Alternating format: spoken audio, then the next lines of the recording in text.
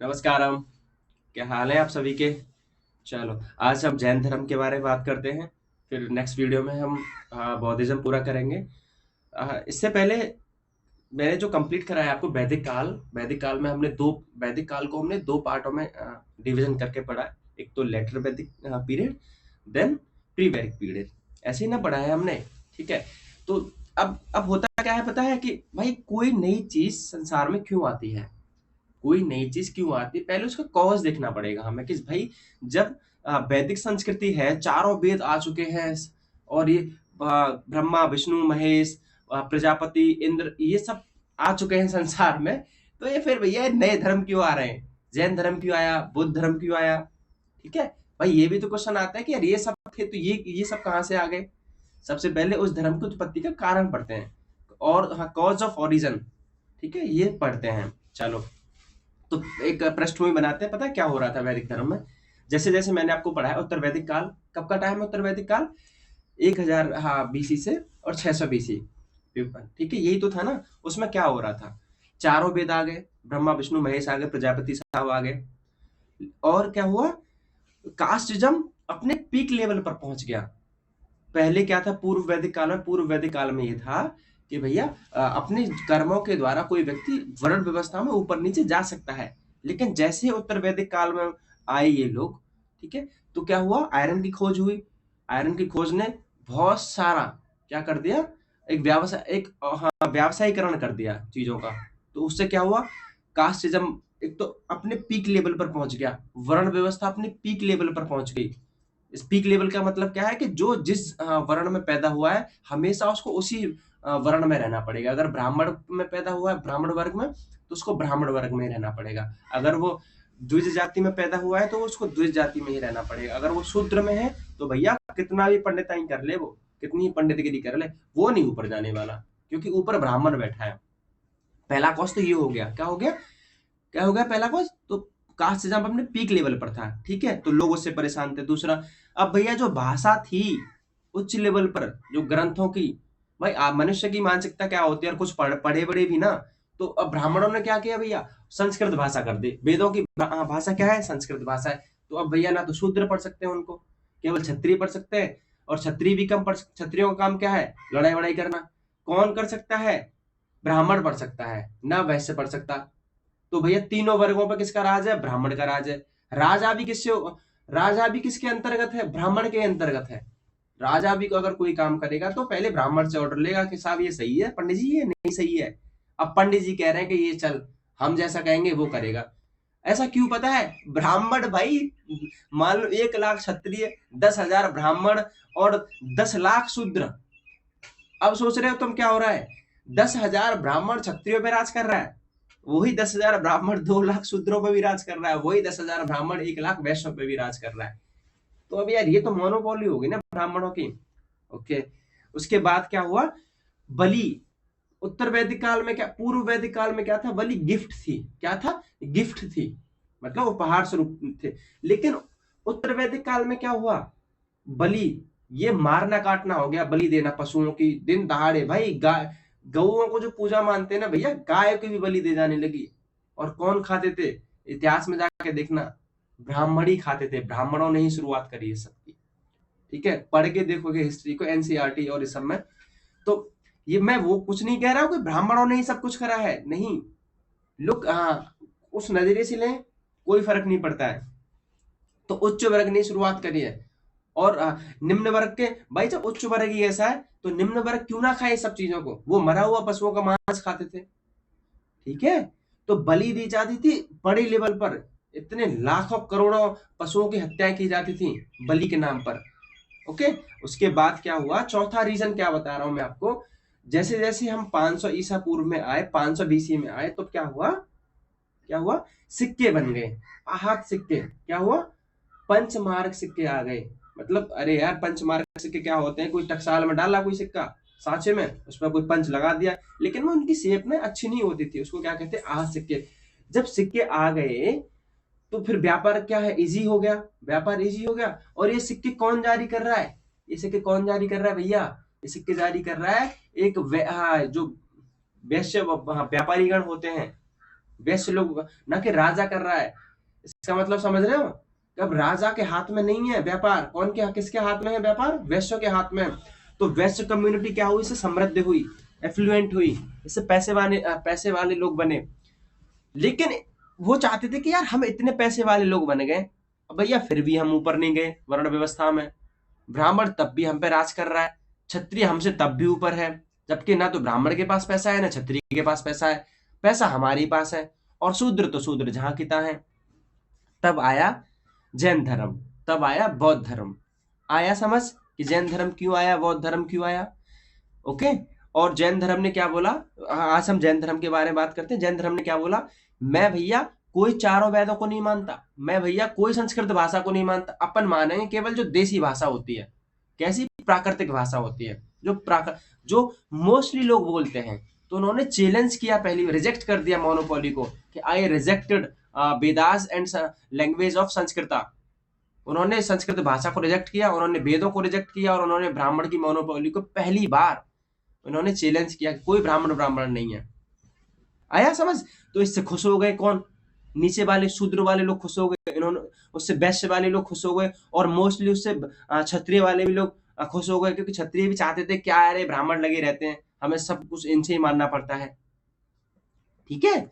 तो अब समझ आया कि जैनिज्म को क्यों आया, और क्यों लोगों ने इसको अपनाया। क्योंकि, और हाँ, चौथी, ये अहिंसा की बात ही नहीं करते थे, हिंसा की बात नहीं करते थे। हिंसा की, बलि को इन्होंने नकार दिया। कोई बलि नहीं है भैया, तुम जो बलि देते हो ना भर भर के और खाते हो उसको, हम नहीं चाहते, क्योंकि वो प्रत्येक जीव में आत्मा होती है और तुम उसी आत्मा की हत्या कर रहे हो। फिर कैसा ब्रह्मा विष्णु महेश? आया ना समझ? चलो, ये भूमिका समझ आ गई? ठीक है, ठीक है, पढ़ लेना धर्म की उत्पत्ति क्यों लिखी है, मैंने यहाँ लिख दिया है। उसके बाद बात करते हैं। देखो, इनमें 24 तीर्थंकर हुए, मतलब इनके 24 भगवान हुए। ये भगवान को क्या बोलते हैं? जिन बोलते हैं। तो जो मैं एक एक वर्ड अगर कहूंगा ना, वो मैंने लिखा भी है, प्लीज यहीं से सारा का सारा आपका हो जाएगा। ओके, तो 24 तीर्थंकर है। जस्ट, हाँ मिनट, ये रहा आपका 24 तीर्थंकर। ठीक है, मैंने हाँ लिस्ट बनाई है यहाँ। आपको क्या करना है? आपको पहला याद रखना है, और उसका प्रतीक चिन्ह भी याद रखना है, सिंबल भी याद रखना है तीर्थंकर का। ठीक है, तीर्थंकर समझ गए ना यार? सुप्रीम गॉड इनका जो बोलते हैं, प्रवक्ता होते हैं। तो पहला कौन है? ऋषभनाथ है। ठीक है, इसको आदिनाथ भी बोलते हैं। कौन बोलते हैं? आदिनाथ भी बोलते हैं। इसका प्रतीक चिन्ह क्या है? बैल पर। ये किस पर चलते थे भैया? ये बैल पर चलते थे।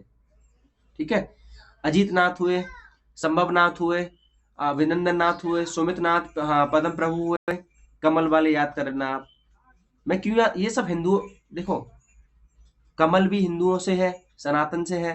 बैल, ये सब इस पशु पक्षियों को तो वो भी तो सब हिंदुओं से है ना, इसलिए हम इसको याद भी करने होते हैं। लेकिन फर्क सिर्फ इतना है, जो मैंने आपको पृष्ठभूमि बताई है। और इनको मोस्ट में आपको टिक कर देता हूँ। किसको याद? पुष्पदंत, शीतलनाथ, रेकर को नाथ याद करना है। कौन सा है? जस्ट सेकंड, मल्लीनाथ को याद करना है आपको। मल्लीनाथ, ये ऐसा माना जाता है कि मल्लीनाथ एक महिला थी। कौन थी?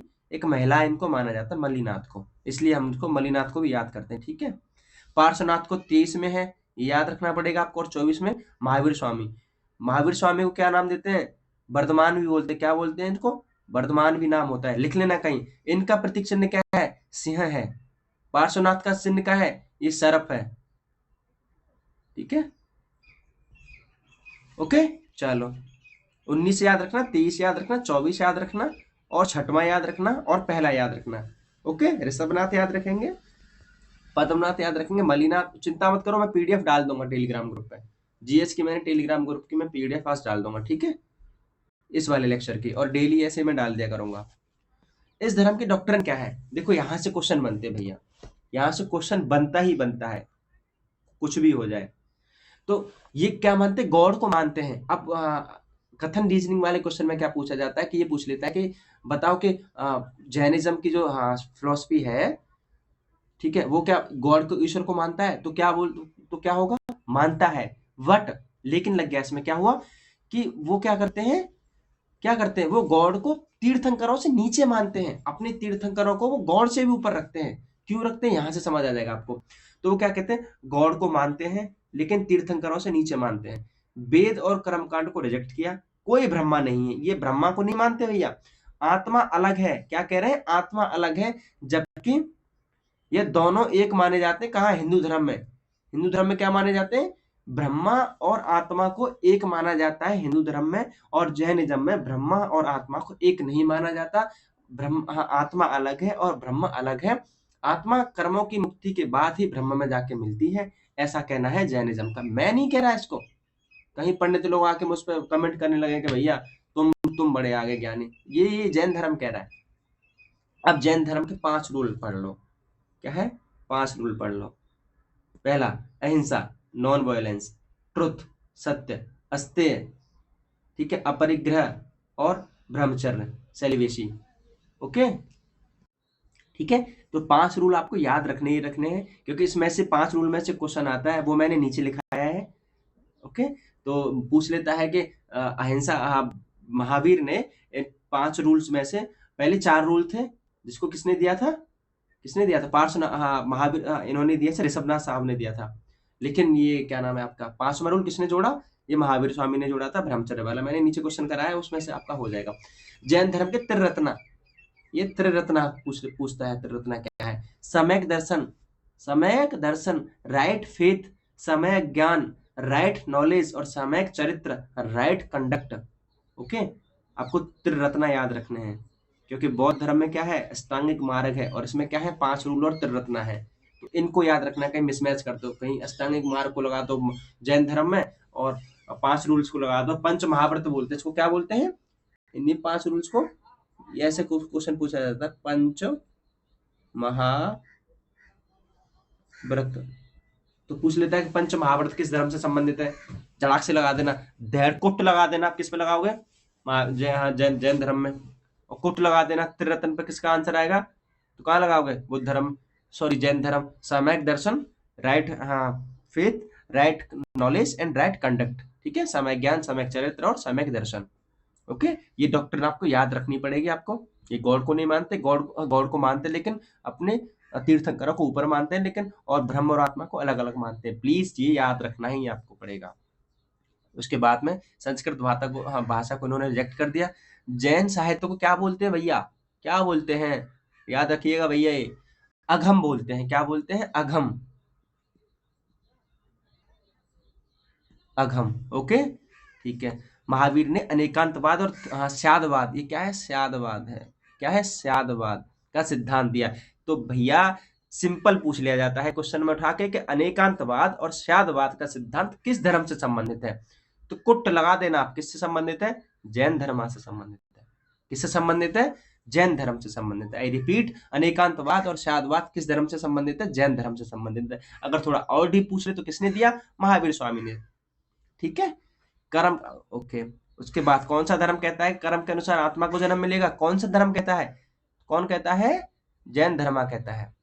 ठीक, भद्रबाहु ने, इनके ग्रंथ भी याद रख लो। निरुक्ति ग्रंथ की रचना किसने की? भद्रबाहु ने की। अब ये पूछो कि भद्रबाहु कौन है, आगे जाके बता दूंगा। कल्पसूत्र क्या है और कल्पसूत्र किससे संबंधित है? जैन धर्म से संबंधित है। कल्पसूत्र में क्या है? तो तीर्थंकरों की आत्मकथाएं हैं। क्या है? तीर्थंकरों की आत्मकथाएं हैं। सारे पॉइंट आपको लिखने हैं, निचोड़ लिखना है आपको। मैंने निचोड़ ही बताया है मैंने आपको। उसके बाद इनका ना ज्योग्राफी देख लो, लोकेशंस देख लो। जस्ट मैं यहां डाल देता हूं, लोकेशन ऑफ जैन धर्म। अरे यार, स्प्रेड कहाँ कहाँ हुआ, कहाँ कहाँ फैला? देखो, मगध कहाँ है? बिहार में, सेंट्रल इंडिया में। बिहार को क्या बोलते हैं भाई? मध्य, हाँ क्या बोलते हैं? हार्ट बोलते हैं भारत का। तो मगध, ठीक है। और मगध से क्या हुआ? कर्नाटक में पहुंचे ये लोग। कर्नाटक में पहुंचे चंद्रगुप्त मौर्य के टाइम पे। ठीक है, चंद्रगुप्त मौर्य के टाइम पे। तथा पूर्व में उड़ीसा कौन ले गया? कलिंग का राजा कौन था? खारवेल। कौन कौन ले गया? देख रहे हो आप ऐसे करके कर लो, ये ऐसे करके, ये ऐसे करके। ठीक है, यहाँ नॉर्थ में भी पहुंच गया, साउथ में भी पहुंच गया, ईस्ट में पहुंच गया, और वेस्ट में राजस्थान में बाद में आ गया था। राजस्थान जो आपका, जो आप देखते हो माउंट आबू, मैंने जो ज्योग्राफी की सीरीज कराई थी, कौन सी कराई थी? अरावली पर्वत में। अरावली, ध्यान रखो, वहां पे क्या है? गुरु शिखर है। गुरु शिखर में माउंट आबू पे। और ये कौन है वहाँ? जैनिज्म, जैन धर्म वाले लोग हैं वहां पे। ठीक है, तो वेस्ट में भी है, ईस्ट में भी है, नॉर्थ में भी है, और अपन इसका साउथ में भी है ना समझ? इसको किस किस रॉयल पैट्रोनेज, मतलब इसको किस किस दरबारी ने, मतलब राजा, किस किस राजा ने इसको संरक्षण दिया। तो पूछते हैं कि बिम्बिसार किस धर्म का अनुयायी था, किसका, जैनिज्म का।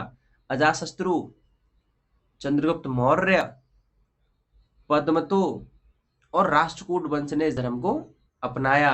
ओके, तो देखो 1 AD से लेके, 1 AD का मतलब समझ रहे हो, अब ईसा का जन्म हो गया, और 1000 AD तक कहाँ कहाँ फैल गया, गुजरात, राजस्थान, मालवा में फैल गया। ठीक है, लोकेशंस पता चल गई ना आपको। चलो, फाउंडर कौन है, पहला भाई जब मैंने बताया वहां पे लिस्ट में लिखा है, पहला कौन है, ऋषभनाथ।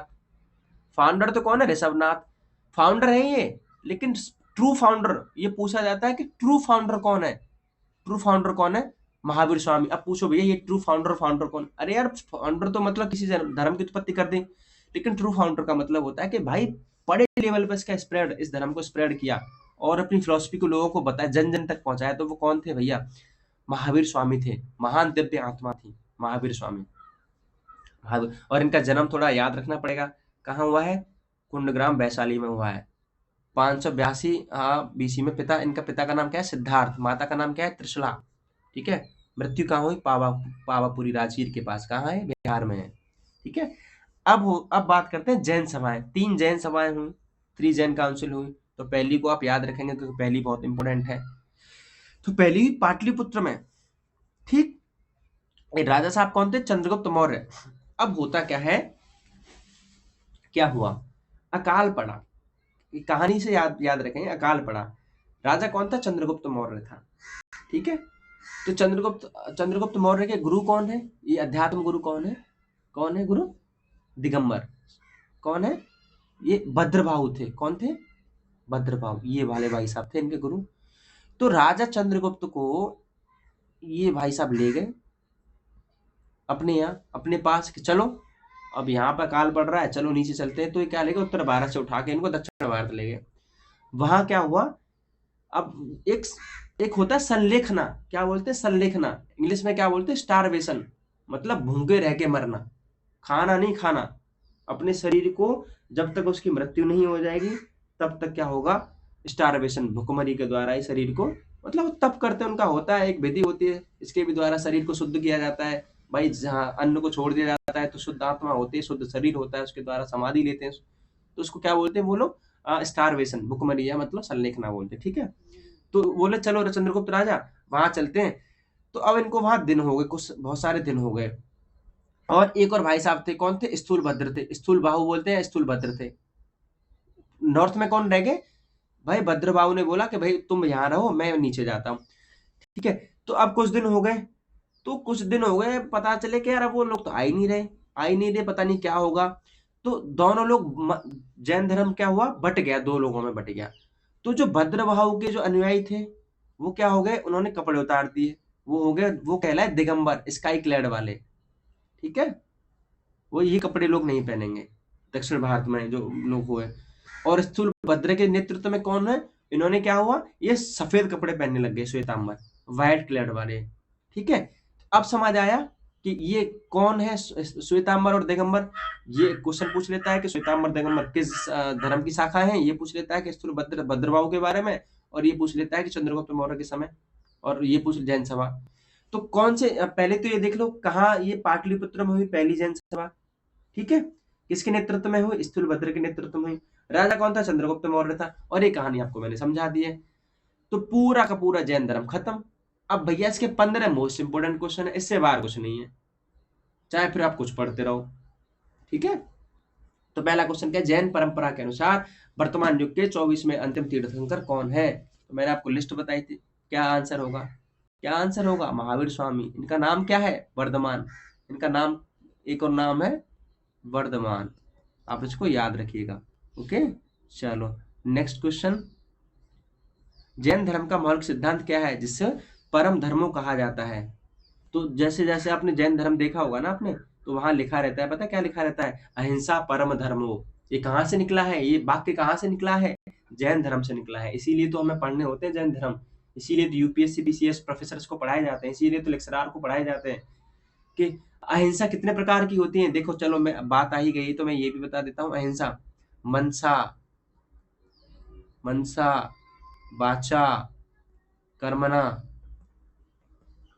और जो जो लेक्चर पढ़ रहा है ना, मैं सबसे अपील करता हूँ, मैं पूरी एस्पिरेंट जगत से अपील करता हूँ कि जहां जहां जाएं आप, वहां वहां जैन धर्म के सिद्धांत को प्लीज फॉलो करें। मैं जैन धर्म का अनुयायी नहीं हूँ, मुझे जो अच्छा लगता है मैं उस धर्म से ले लेता हूँ, ठीक है।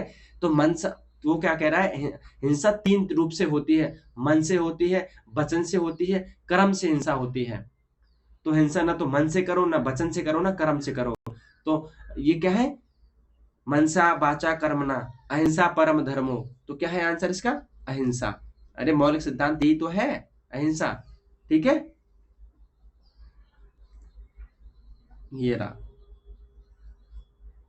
ओके। चलो तीसरा, जैन धर्म में मोक्ष के मार्ग के रूप में त्रिरत्न, थ्री ज्वेल्स, ठीक है, थ्री ज्वेल्स को आवश्यक माना है। तो क्या बताया था मैंने आपको, right faith, right knowledge, right conduct, सम्यक दर्शन, सम्यक ज्ञान, सम्यक चरित्र।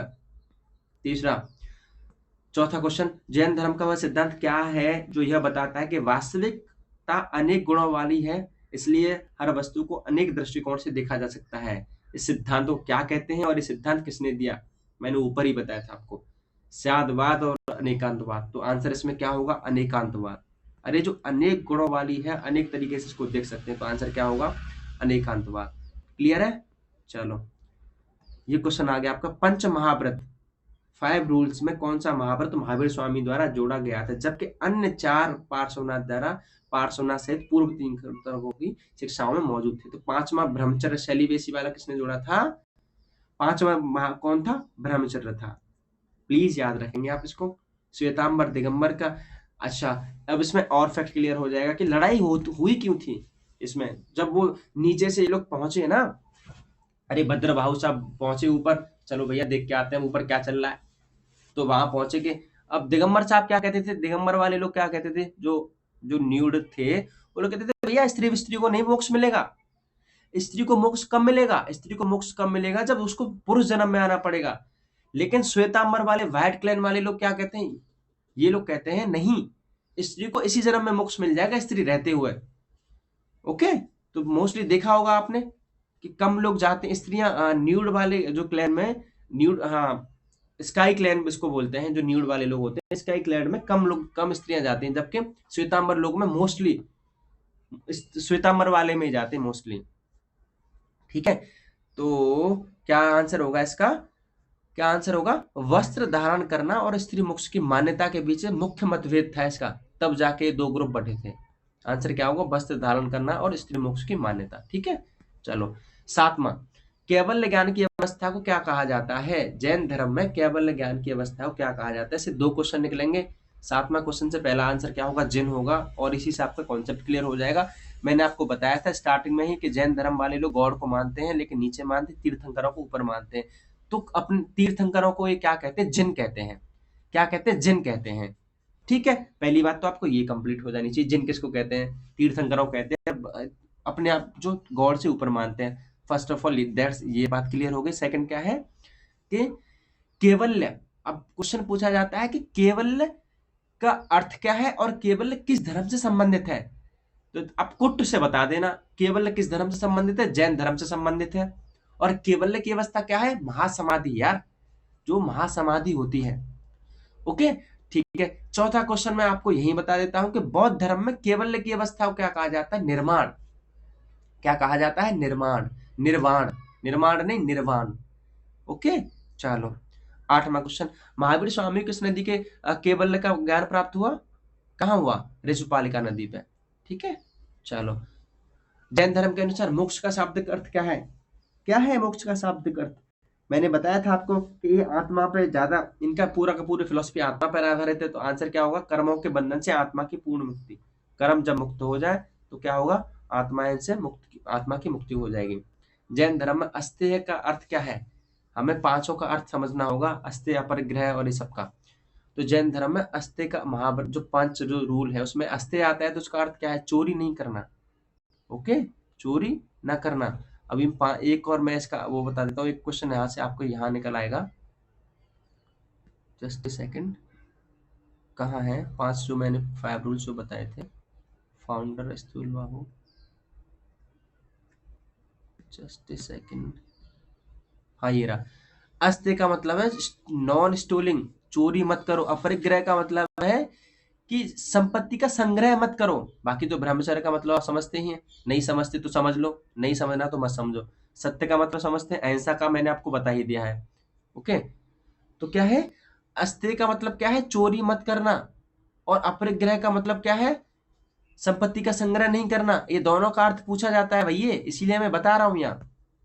चलो, अस्त्य का तो इस क्वेश्चन में आ गया आपको, जस्ट ए सेकंड। ठीक है, क्वेश्चन नंबर नेक्स्ट 11। जैन धर्मों में जैन दर्शन के 7 तत्व होते हैं। हाँ, और उसमें आश्रम किसे संदर्भ करता है? ठीक है, तो पहले तो आंसर देने से पहले ना एक क्वेश्चन यहां से निकल गया कि 7 तत्व किस धर्म में है? किस धर्म में है? जैन दर्शन में है। बात क्लियर है? ठीक है, अब आंसर पे बात कर लेते हैं। आश्रम किससे संदर्भित है? आश्रम क्या है? आश्रम क्या है? ये देखो, कर्म से बात है, कर्म जहां और आत्मा की बात है, जहां आ जाए आंसर लगा देना। लेकिन मैं आपको आंसर मतलब कॉन्सेप्ट बता देता हूँ कि यार जैसे हमारा कर्म होगा, जो कर्म के जो परमाणु हैं वो आत्मा की ओर प्रवाहित होते हैं। इसको क्या बोला है इन्होंने? आश्रवा बोला है। तो कर्म परमाणुओं का आत्मा की ओर प्रवाह, बुरे कर्म करोगे तो आत्मा, मतलब जैसे भी कर्म करोगे वो आत्मा की ओर प्रवाह होना है। 12वां क्वेश्चन, जैन धर्म के अनुसार निम्नलिखित में से कौन सा द्रव्य अजीब है? देखो भैया, इन्होंने 2 प्रकार के क्या बताए हैं तत्व, 2 प्रकार के इन्होंने क्या बताए हैं, द्रव्य बताए हैं। एक अजीब, एक तो अजैब। अरे यार, सजीव और निर्जीव के बारे में बात कर रहे हैं, कॉन्शियस होता है। ठीक है, तो क्या बोला है इन्होंने कि कौन सा द्रव्य अजीब है? अजीब लिख दिया है इन्होंने, अजीब ही लिखा होता है हम। ठीक है, गैर चेतन पदार्थ कौन है? ठीक है, तो इन्होंने छह इन्होंने द्रव्य बताए हैं। ठीक है, जिसमें से एक केवल क्या है, वो तो चेतन है, बाकी क्या है सब, बाकी क्या है सब, क्या है सब सजीव है, मान सॉरी, हाँ सजीव है, जो चेतन नहीं है। तो जीव केवल क्या है, ये क्या है, केवल ये चेतन है। बाकी सिद्ध, धर्म, तीर्थंकर, सबको इन्होंने क्या बोला है, ये गैर चेतन पदार्थ है। क्या बोला है इन्होंने? गैर चेतन पदार्थ है। बात समझ आया? ठीक है, तो अजीब द्रव्य क्या होगा यहाँ, क्या होगा यहाँ? अजीब, अजीब कौन है यहाँ? धर्म है। ठीक है, सॉरी मैं गलत बोल गया। सिद्ध, आत्मा, तीर्थंकर, ये क्या है? ये चेतन है। बल्कि धर्म क्या है? गति का माध्यम है। लेकिन ये क्या है, ये क्या है, ये अजीब है। ये क्या है? गैर चेतन पदार्थ है, चेतन पदार्थ नहीं है। महावीर स्वामी को किस स्थान पर निर्माण की प्राप्ति हुई? निर्वाण मतलब क्या है? निर्माण है मृत्यु, और केवल क्या है? समाधि का ज्ञान। इसी को हाँ, बौद्ध धर्म में क्या बोलते हैं? बौद्ध धर्म में क्या बोलते हैं? समाधि को निर्माण, और मृत्यु क्या बोलते हैं? महापरिनिर्वाण। तो कहाँ हुआ इनको? पावापुरी में हुआ। अनुव्रत क्या है, किसके लिए बनाया गया है? 2 प्रकार के व्रत बताए गए, एक तो अनुव्रत है और एक महाव्रत है। अनुव्रत किसको है? गृहस्थ वालों के लिए, और महाव्रत किसके लिए है? साधु साधुओं के लिए। ठीक है, गृहस्थ वालों के लिए। बात समझ आ गई आपको? जैन धर्म में सिद्ध किसको कहते हैं? अब बताओ सिद्ध का, तो इसको आंसर को देखो, आत्मा वाला ही सिस्टम है, कमेंट कर देना इसका। ठीक है, तो पूरा का पूरा जैन धर्म कंप्लीट हो गया आधे घंटे क्लास में, इससे बाहर कुछ नहीं है। प्लीज जाके और पढ़ना है तो प्लेलिस्ट में देखना, इसकी पीडीएफ में टेलीग्राम में डाल दूंगा। मिलते हैं नेक्स्ट वीडियो में। हैव अ गुड डे, जय हिंद।